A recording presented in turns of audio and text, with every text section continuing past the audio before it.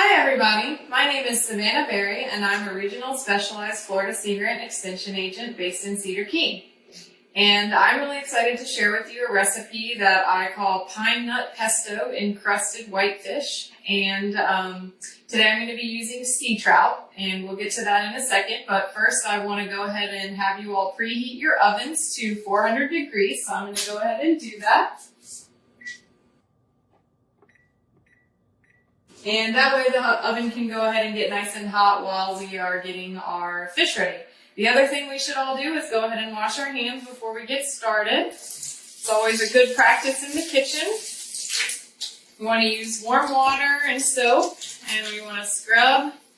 And I'm sure you guys are all timing me out there, making sure that I'm scrubbing for 20 seconds. And I'm talking to you also. I haven't been able to sing happy birthday and do all the other recommended ways to make sure that we wash our hands, but I'm going to go ahead and wash them, and hopefully it'll be 20 seconds. And then we can go ahead and get started with our fish.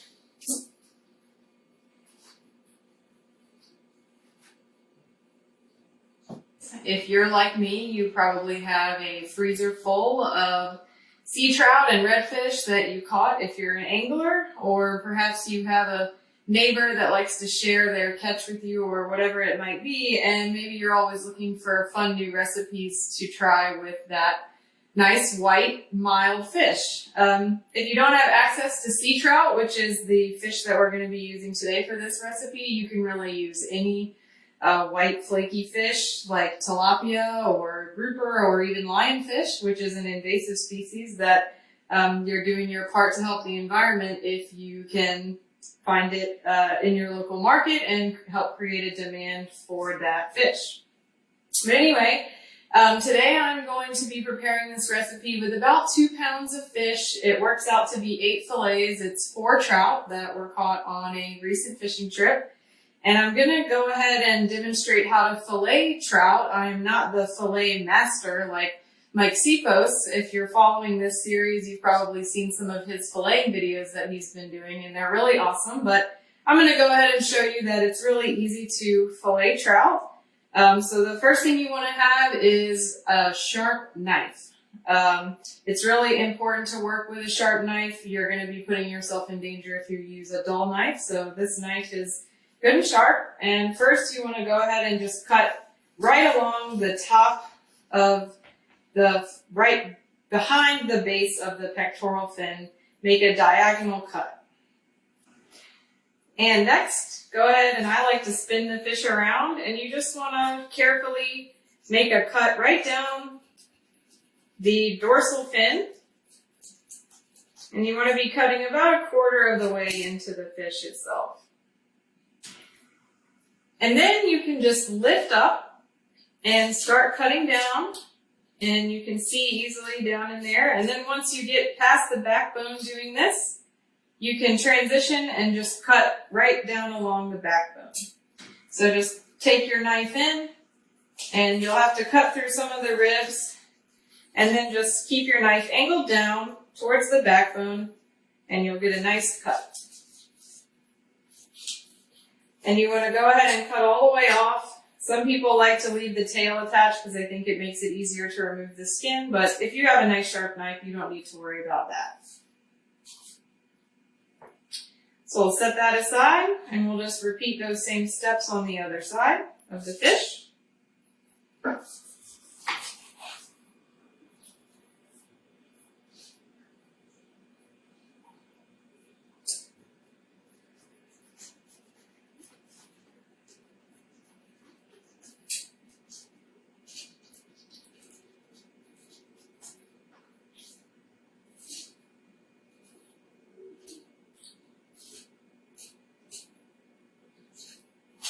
Lucky for you guys, I already filleted the other 3 of these fish, so this was the last one I just left for the demonstration. You guys are all probably starting with fillets that you already purchased from the store, which is totally fine.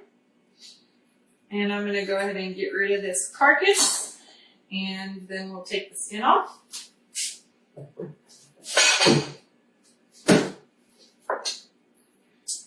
And the easiest way to remove the skin is just to go ahead and lie it with the meat side up and take a little bit of an angle downward as you initially cut. And I like to use my fingernails to pin the fish skin down to the cutting board.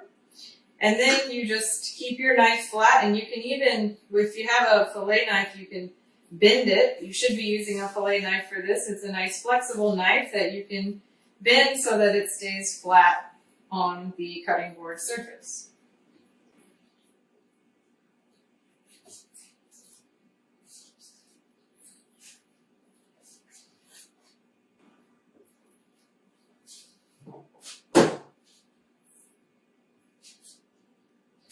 Okay, and we'll just repeat those same steps with this one.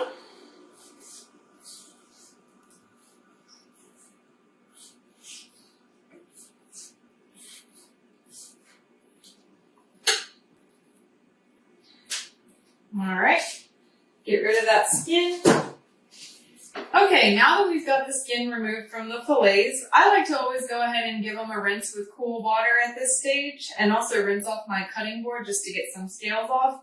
And then next we'll go ahead and cut out the bones, and we'll get going on the rest of our recipe. Let's give them a little bit of a rinse here.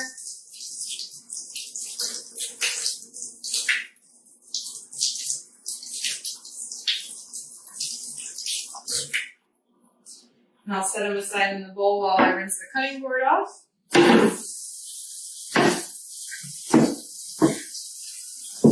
And this rinse again is just to remove some of the scales. We're not trying to get a clean surface because we're just going to put the raw fish right back on it. I just don't like to have the scales and other things transfer over. So on these fillets, to remove the bones, you can feel right down the midline pretty easily on sea trout. And it's easy enough to just cut a little triangle right out of the front portion, and you can remove those bones. It's always good practice to remind your guests to make sure that they eat slowly if you have any guests, or if your family, just to tell them, remind them that it's possible you missed a bone or two. That's always a good practice. But it's pretty easy to find the bones in sea trout.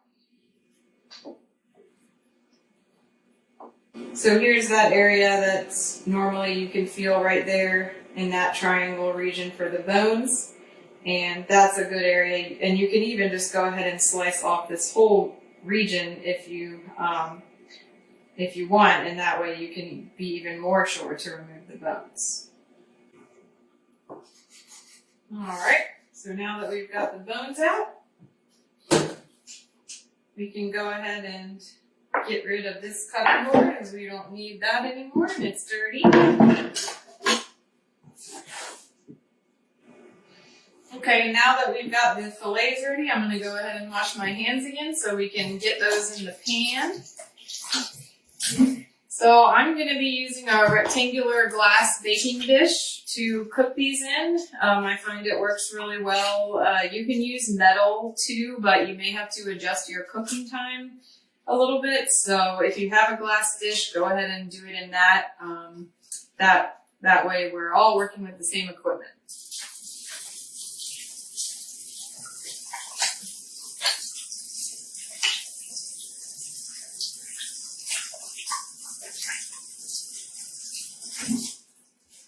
All right. So glass baking dish. This is just an olive oil mixture. You can use regular pan baking spray if you prefer. But just go ahead and spray the bottom of the pan with either olive oil or Pam. And then we just want to arrange our fillets in the dish in a single layer. Try not to overlap them. If you have a smaller one, you can put it sort of down along the side.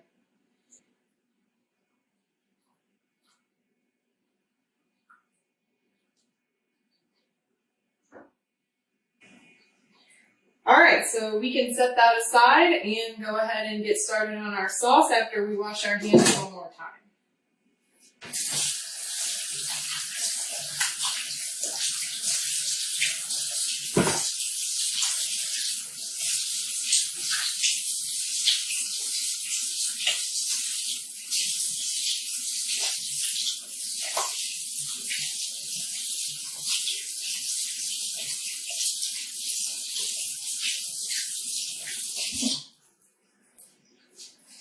Alright, so I went ahead and washed my hands and wiped down my work area here. Got a little bit of water there. Okay, and so now we're going to make the topping for the fish. So I've just got a small prep bowl here and a measuring cup and a set of measuring spoons. And as the name implies, pine nut encrusted whitefish. We are going to be working with pine nuts. So I'm using dry toasted pine nuts for this recipe, and we need about a cup of those.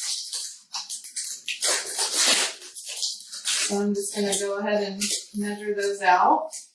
If you don't have pine nuts, or if you can't find them, they are also a little bit expensive, so if pine nuts aren't in your budget, you can also use chopped up cashews. That's a really great substitute for the pine nuts in this recipe.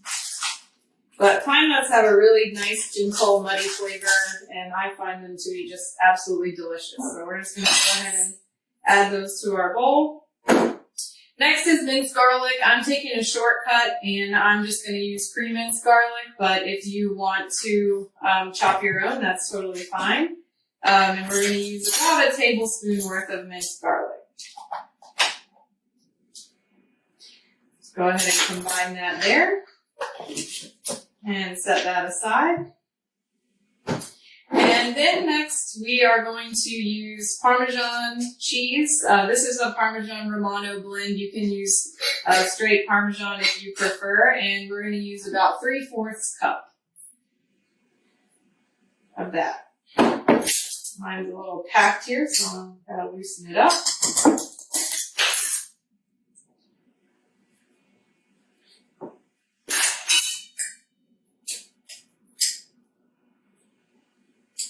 So about 3/4 cup of cheese.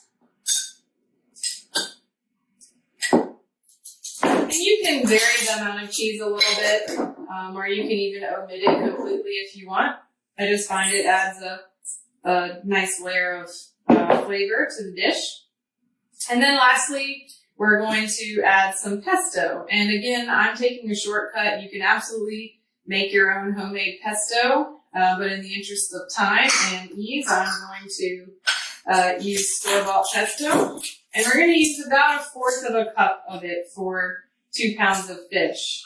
And this topping is really, kind of basically just nuts and cheese and pesto. And you can vary the proportions of those ingredients. These are really just more of suggestions than anything. Okay, so that was settled a little bit, so I went ahead and gave it a stir. And we're going to use about 1/4 cup, which is 4 tablespoons. So I'll just kind of measure that out loosely here.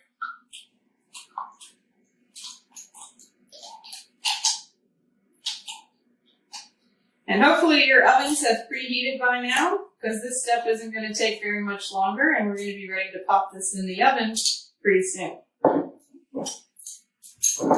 All right. So now you just want to grab a rubber spatula that we're going to use to mix this up.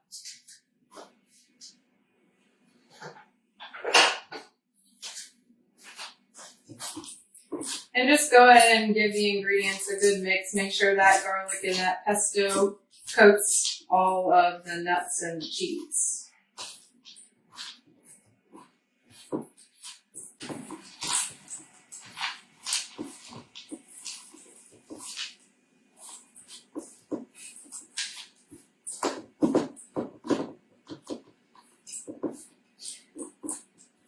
All right, and once it's nice and well mixed, we are going to just go ahead and grab our tray of fish and spread it right on top.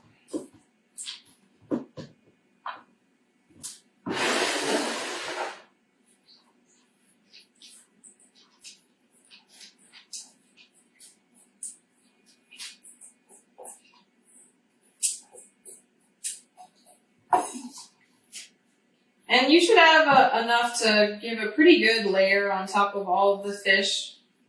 Everything should have be covered up by the topping. And if you find you need to add a little bit more, like I said, just Toss a little bit more of the ingredients in your bowl and mix them up. I'm definitely a fan of seat of your pants cooking.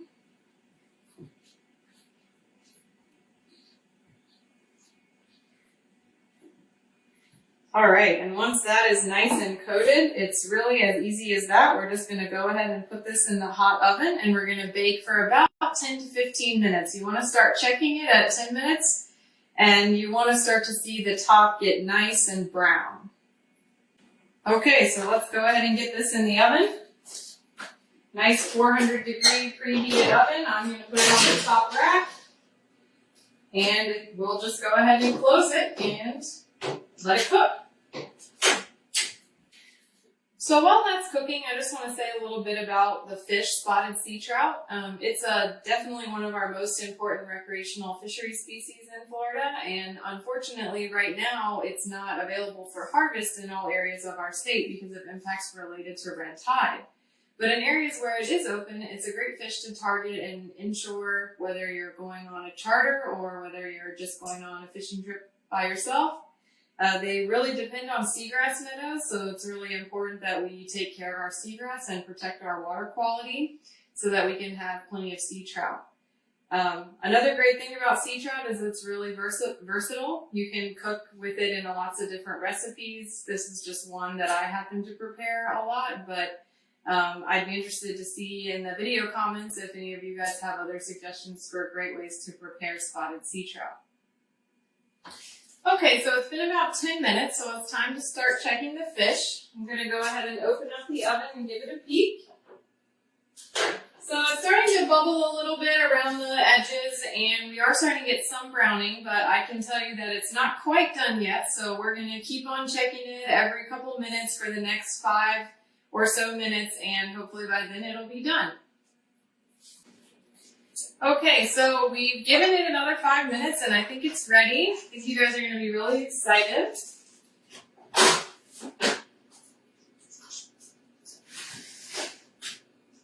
Oh yeah, it's really gorgeous. We've got nice, bubbly cooking, and the cheese and the pine nuts are nice and browned.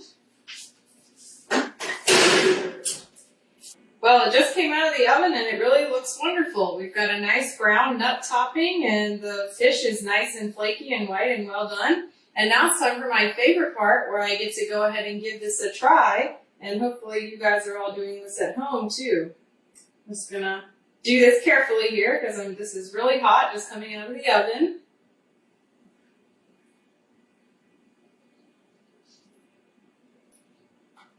Mmm.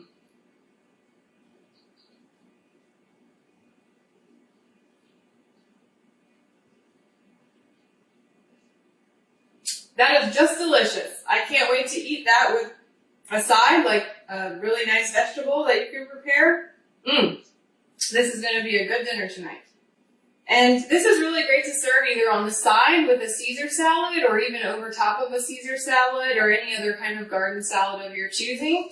I'm actually tonight going to have these with some fresh green beans that were bought from the local farmer's market that I'm just going to saute in a pan with a little bit of oil. So really whatever kind of side suits your fancy. If you're a mashed potatoes type of person, that might be another nice thing to add.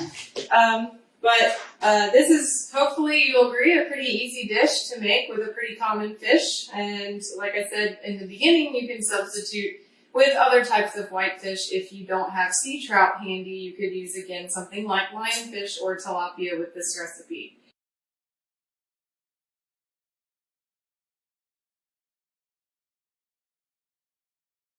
I really hope you all enjoy this recipe, and I'd love to hear your feedback in the comments.